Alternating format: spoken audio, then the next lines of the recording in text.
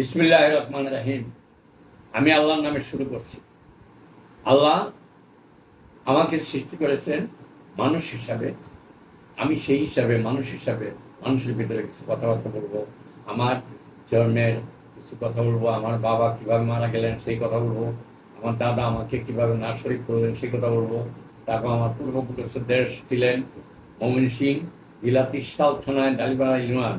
সেখান থেকে আমার দাদা ওর দাদা ব্রিটিশ আমলে খুব টোটাল ধনী ব্যক্তি ছিলেন, তারা অর্থ সম্পদের মালিক ছিলেন, যার জন্য তারা খুব অহংকারী লোক ছিল।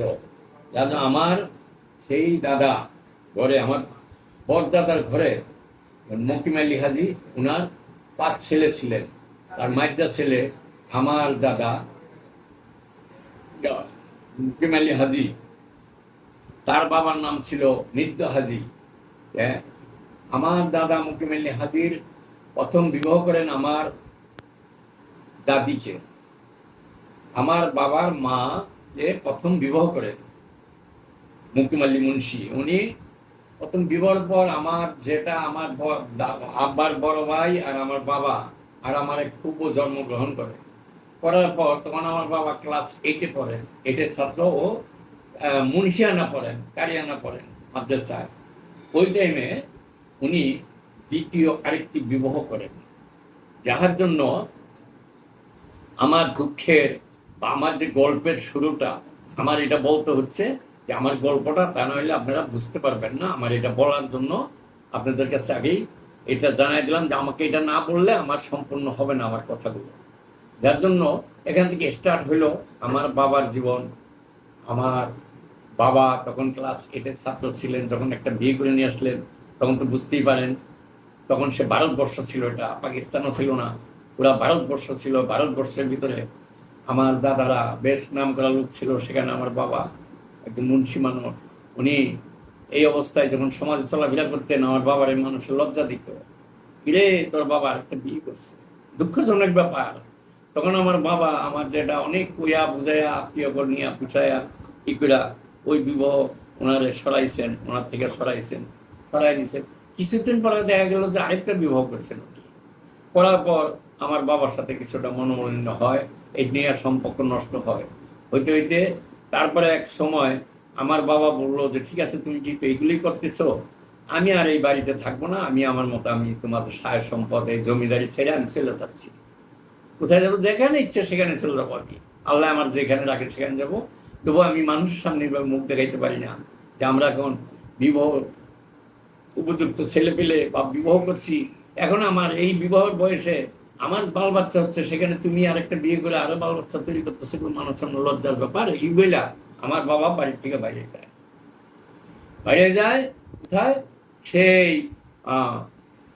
আগে ময়মনসিংহ হাতিবাগান নালিতাবাড়ি ময়মনসিংহ জেলা ছিলেন, এখন যেটা শেরপুর জেলা নাম। যাই হোক, সেখানে আমার জন্ম।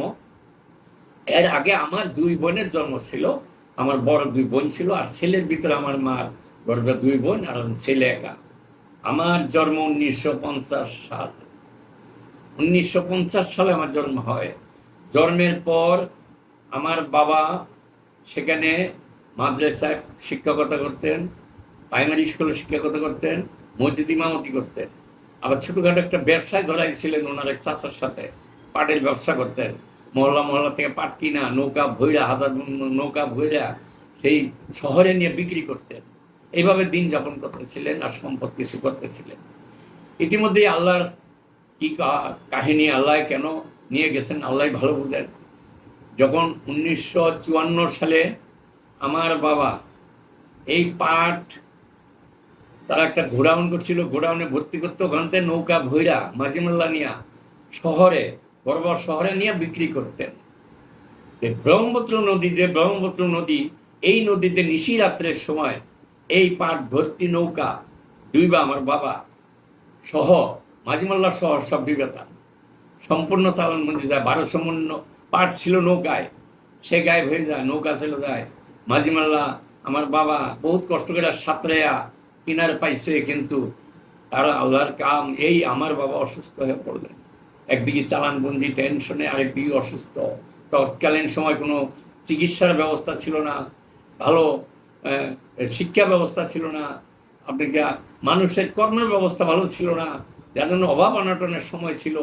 আমার চিকিৎসা, আমার বাবা চিকিৎসাও ঠিক মতো পায় নাই, না পাইয়া পায়া 3 মাস অসুস্থ ভুইগা আল্লাহ তাকে ইন্তেকাল করেন, আল্লাহ তাকে পৃথিবী থেকে নিয়ে যান। আমার সেই মহান বাবা, আমার বাবা যে বাবা আমার জন্য সত্যের জন্য আমার দাদার সাথে থেকে চলে আইছে, সম্পদের দিকে তাকায় নাই, আমার সেই বাবা যে আল্লাহ আমার 4 বছর বয়সের সময় নিয়ে যান, আমি ইতিম হয়ে যাই। আমি ইতিম হয়ে গেলেও আমার কষ্ট নাই। আমার একজন সৎ বাবার ছেলে হিসাবে আমি মনে করি আমার বাবাকে আল্লাহ রহমান রহিম ওনার ভুলভ্রান্তি ক্ষমা করা ওনাকে আল্লাহ বেহেশত নসিব করবেন, আমি আল্লাহর কাছে এই কামনা করি। আপনারাও আমার বাবার জন্য, আমার মাও মারা গেছে পরবর্তীতে, তাদের জন্য দোয়া চাই আপনাদের কাছে। আমি একজন মুসলমান হিসাবে এটা আপনাদের কাছে দাবি রাখতে পারি।